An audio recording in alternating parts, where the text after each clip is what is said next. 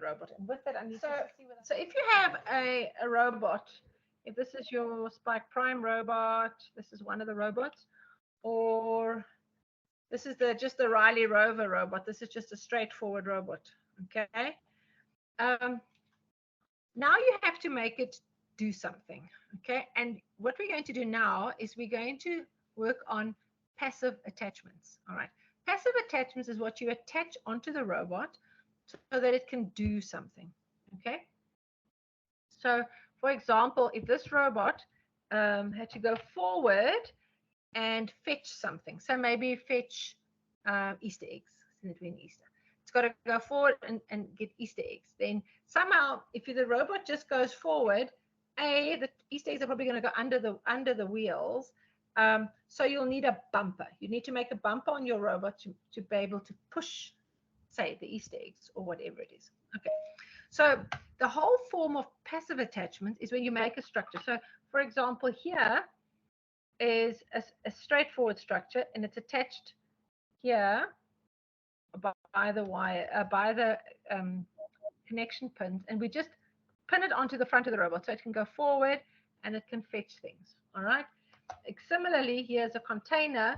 It's just a container. It's passive. It's not programmed at all. But you can put things into it and you can push it out there.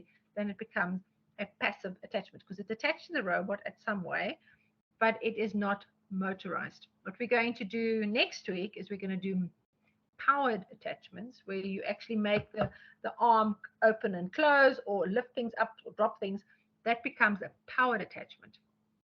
What we're going to do today is just passive attachment. All right, I've got a lot of other examples here, but I think for now, let's just do the presentation and then I'll give you some more examples as we go along.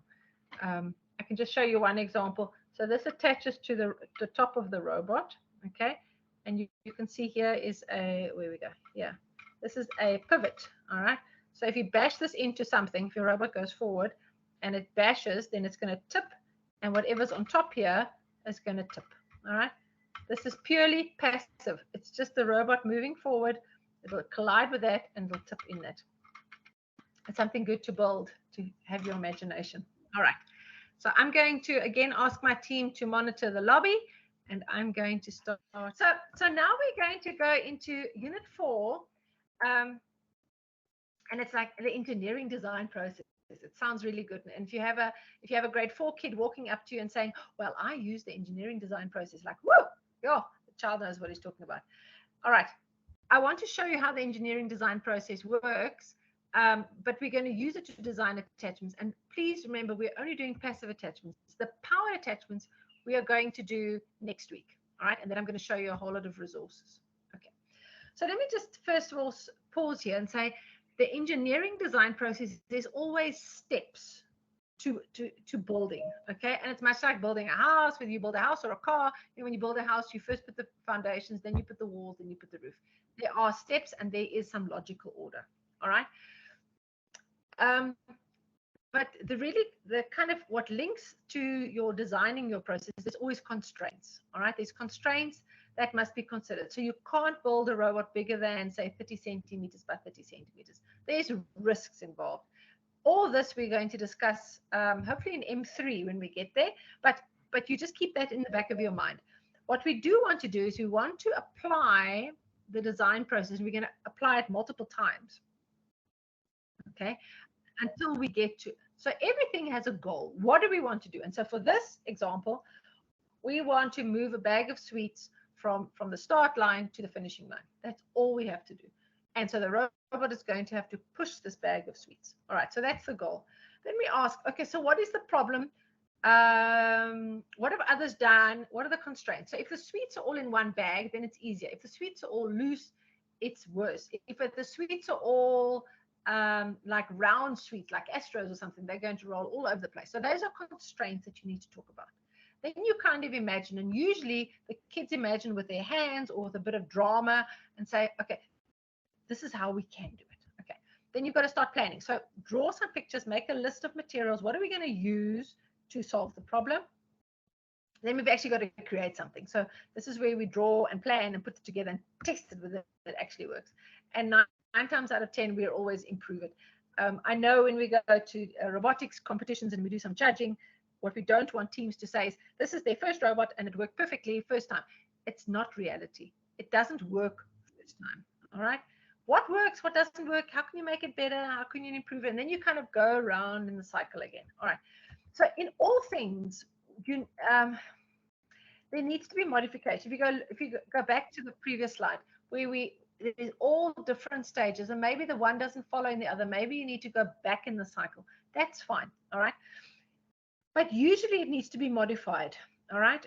And here is where I also really, for you as coaches, please don't assume that there is a frame of reference. Okay. There's a frame of reference in our learners' mental models because they have seen other people make a cup of tea. They've seen other people make a cup of coffee. They've seen other people cut bread. They've seen other people put jam on bread. Those are things that they have seen, that they are observed. And so from watching, they've learned and they can do it. Designing robot attachments, there's no frame of reference. They haven't seen people build robots. All right. So for that process, I highly, highly, highly recommend that we start with building instructions. All right. We build building instructions. I've got some examples here. I'll show you. First, build from building instructions. Build from building instructions, and then you deconstruct it. Then you build it again, and then you deconstruct it, and you build it again. I've actually got some examples of books that I need to show you. And then you can start modifying. Okay, so this is about building up a frame of reference. There are lots of examples of attachments. Okay, and I'm going to show you some examples. And Casper's also got a whole lot of examples of pictures that he has rendered, which we can use. But when it comes to attachments, you've got to think, what is the verb? What is the doing word? Are you trying to lift something? Are you trying to collect something? You're trying to push something. You're trying to pull something. You want to drop it or fetch it. So when you know what the verb is, then you will know which attachment you're going to build.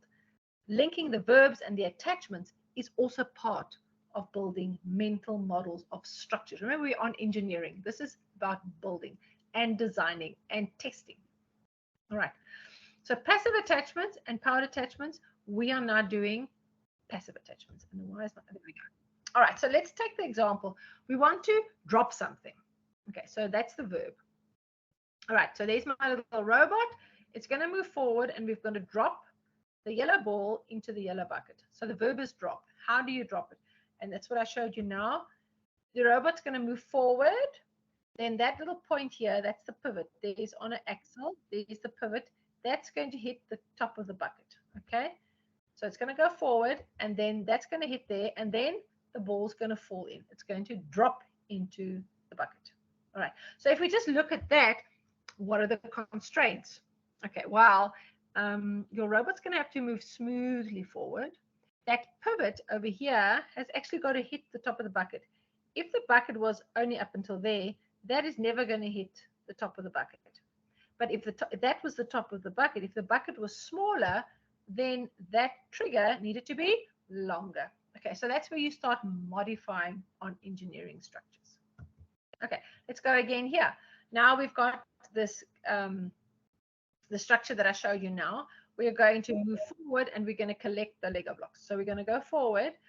We're going to gather it. Okay, so the verb is also gather or fetch or deliver or push. Either we're going to deliver it and push it, or we're going to come and collect it.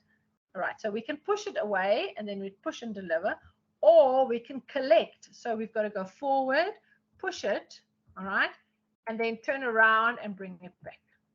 Okay, it's the same attachment that we're going to put onto the robot. Okay, we can add a gate, and I'll show you the gated now, where you can hold things in the structure. Okay, here's another one.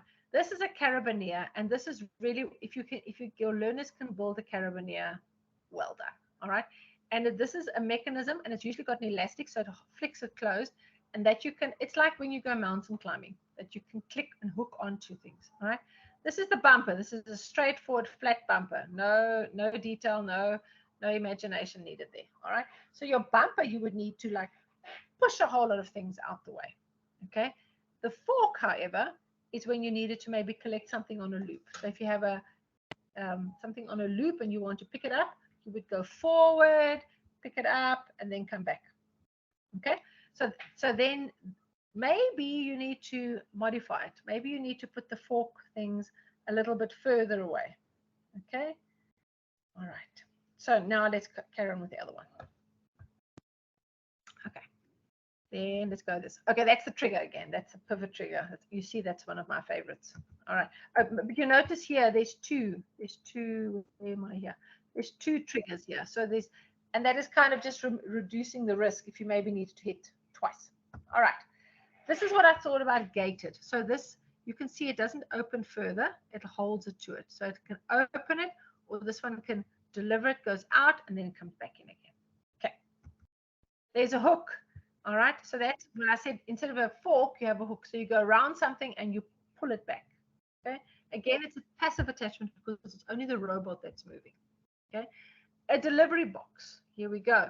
You can put things into it and you can push the whole box to where you want it to be. The robot can push it wherever it wants to be. So there's not, it's not actually attached to your robot, but it helps you if you need to push something into a certain place. All right, so here's the bumper, but the bumper you can make convex or concave. So either you're going like a plow, so you are going to divide things. So it depends on what way you attach this to your robot. Either forward, so you plow through things, or you can have it the other way where you can collect things. Okay. All right, so now why do you need to design attachments? And there's always, do we just follow building instructions or do we brainstorm and design? And this is where it comes in with creating or developing a frame of reference. There's lots of explanation that goes into it when you follow building instructions. Okay. And then otherwise, if you brainstorm it, then you will then explore other ways of doing it. Okay. So if you explain, there are clear tasks. If you have building instructions, there's clear tasks, you know exactly what to do. It's fast, straightforward. You apply existing knowledge and you expand your knowledge. But it's not my design, okay? And learners quickly pick on that we designed it, so it takes ownership of it. But the design might not exactly be suitable for the task. Okay. So it's fine. The explanation is fine. Building instructions is awesome, but you need to learn. All right. It's kind of a next stage when you get to exploring. You see whether we can design our own. So use what we have, use our mental models that we have. All right. Yes, some people reinvent the wheel because they don't know that it exists. But anyway, and it can be time consuming because you need to keep trying and troubleshooting until you get it exactly right. But the creativity, the ownership, and the teamwork and the problem solving is absolutely phenomenal. All right. So I would really encourage all coaches, let's do some building instructions, and then at some stage, push your learners to consider other alternatives. Okay. So in your overview document for M1, there are 7 objectives. You need to actually build a bumper, build a box, build a motion trigger, build a box trap, build a sweep, build a hook, and build a carabiner. So each of these examples that I've given you, you actually need to build them. Okay? And once you've built them, you need to attach it to your chassis, to your robot. Okay? And then you need to actually program your robot to push with a bumper, to push a delivery box, to dump with a motion trigger, collect with a box trap, collect with a sweep, and then hook with a hooker, and hook with a carabiner. All right. So there's a lot of activities as well. Push with a bumper is easy, just on a straightforward surface. All right. But if you want to add some more fun, push with a bumper up an incline, or change the texture, make it a piece of carpet rather than a tile.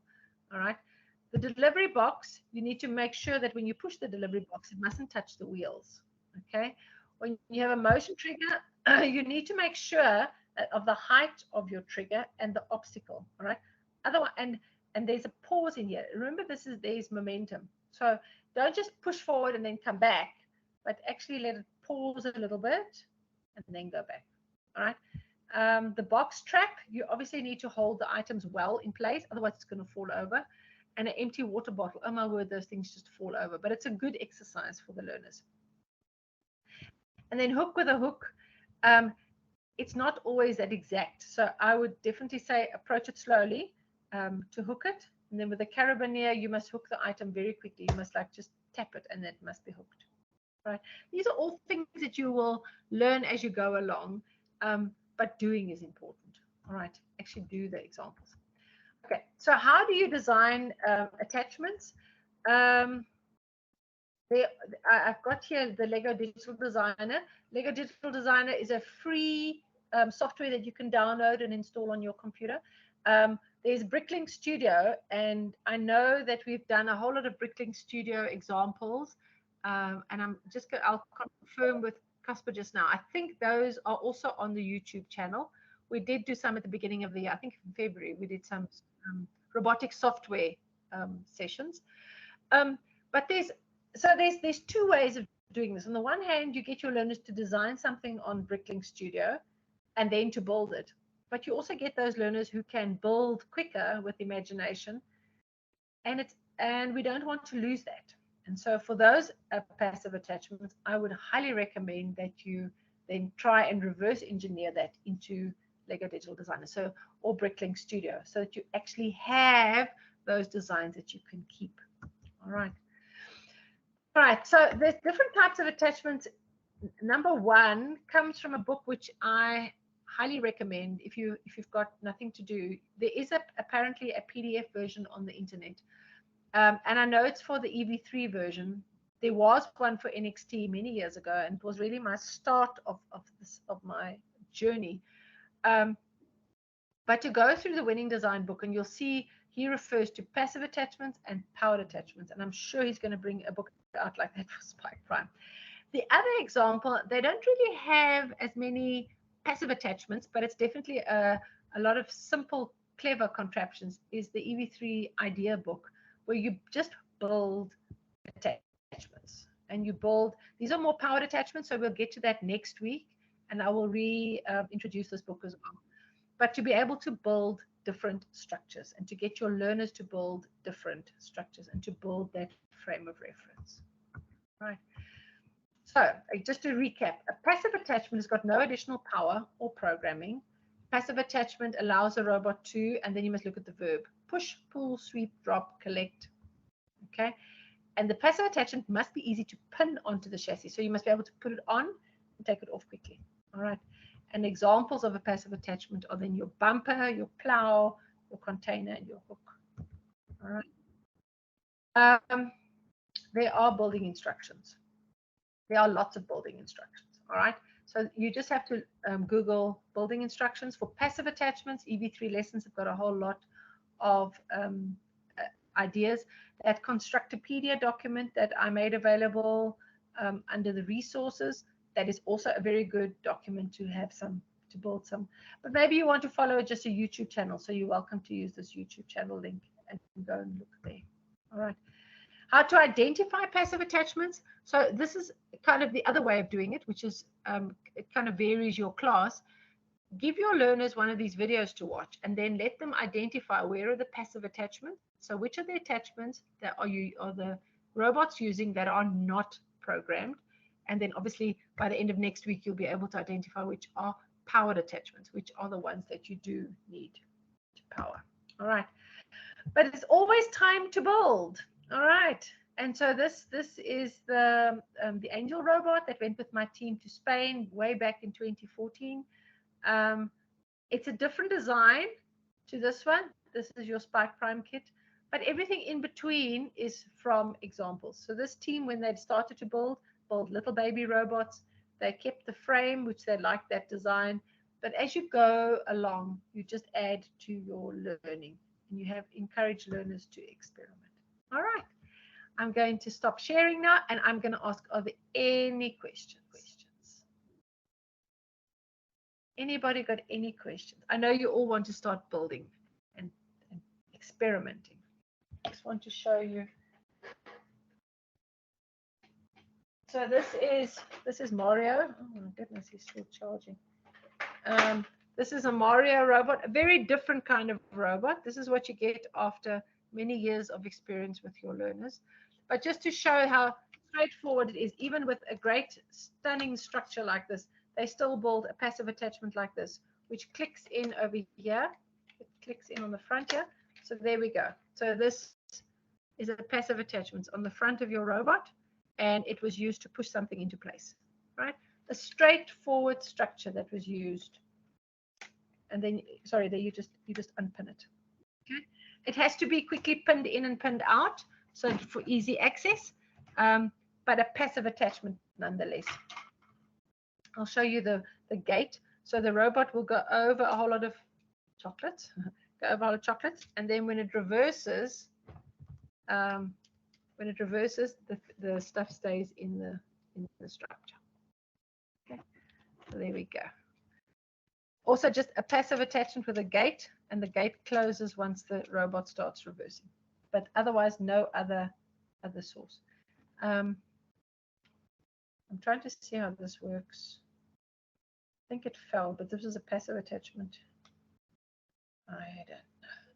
Oh, this was a passive attachment that needed to touch something. All right. So they just attached it to the robot, pushed it out, and it fell on something, and then it activated.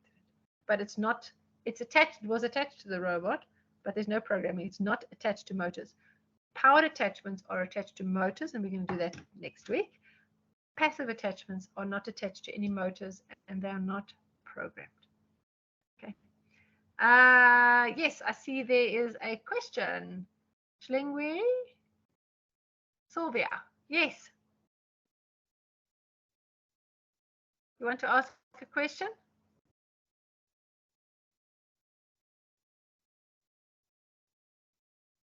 All right. Are there any questions? Any questions about passive attachments that you attach to the robot? I really encourage you to watch some YouTube videos and see where you can see where the passive attachments are. And if you look, I'm just trying to think which way it would be. Maybe just watch videos and see how these robots can be attached. You will also see there was a time when they used to make really tiny little robots, and the whole structure that fitted on top of the baby, of the little robot, was then an attachment. It was more, but they were mostly powered attachments because they were programmed. So the passive attachments are a way to do things quickly without using up power of your robot. Okay. Any questions? Any questions? Okay, I apologize that the, yes, Bukang, yes. Afternoon, colleagues. Afternoon. Ma'am, I would like to ask if the UNISA is supporting with the Lego materials, because in our schools we don't have Legos. Okay, so we do have loan equipment to get started at your school. We do have. If you're interested, you're welcome to send me an email.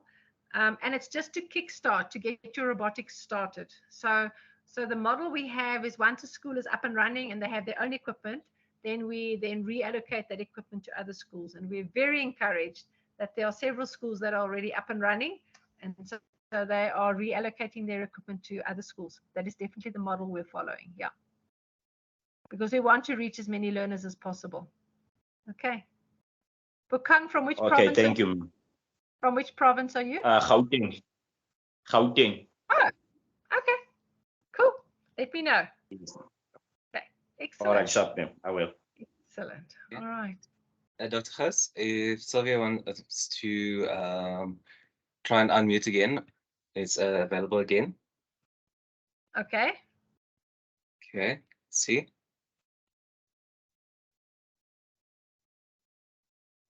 Okay, I see we have a hand also from Ozia, if you want to unmute. Ozias, hi.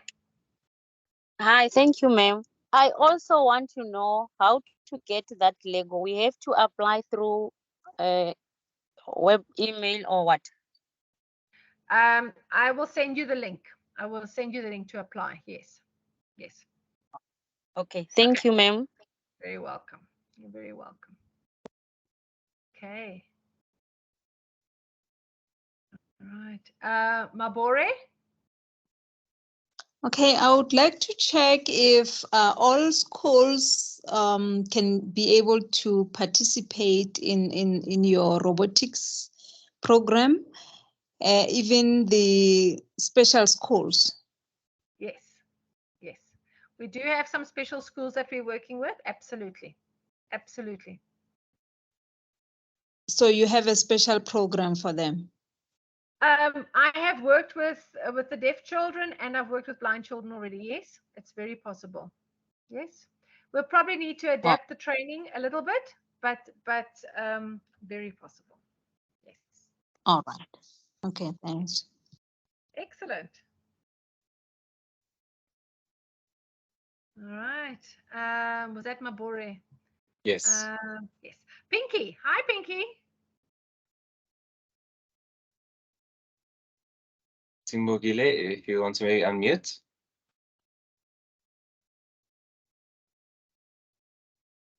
Okay, Pinky's not unmuting. Simbongeli. Oh, there's Oh, Pinky. there you are. Hello, Pinky. Hi. Hello, I'm good. I've been having a challenge, a load shedding challenge. Yeah, so I couldn't attend the meeting. But you are here now. Thank you for joining. Yeah, I'm here now. All right. I'll just check the recordings. It's fine. Yes, perfect. And all the download stuff is available on the MOOC portal as well. Cool. Okay. Yes, Thanks. the recordings will be available by tomorrow morning. Okay. Thanks, Casper. Thank you. Thanks. Excellent. And Sibongeli, your hand is up.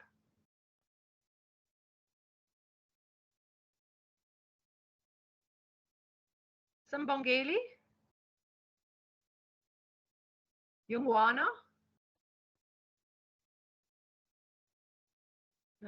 A reason. Hi, reason.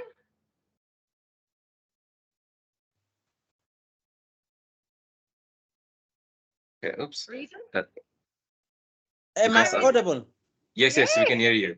Yes. Okay, thank you so much. I just want to know that because the what you call it, the network has been kicking us out, in and out and in and out. So some of the most important things that we think that we should have been, moving together with you, we might have been lost them. So I just want to know as to make a follow-up on what we have been doing today, how one can be able to get that information so that I may not left behind and stuff. All right. Reason, have you seen the YouTube? This is our YouTube channel where all the recordings are. Or I'm going to download from YouTube. Well, the recordings for these sessions are going to be on our YouTube channel, so you can go and watch them there. Yes. Yes, they were all available there for anybody to view. Okay. Now, in case where I don't have a YouTube and maybe I want to download in some other platform, where can I do it? Now, all our recordings are on our YouTube channel, but you can also go to the.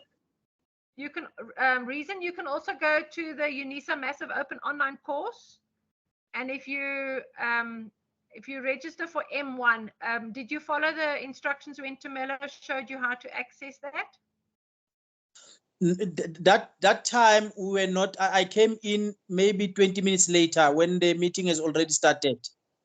Okay, so just for repetition, Tumelo, I'm going to stop this recording, and then Tumelo will show those who need to go onto the YouTube, onto the MOOC portal again.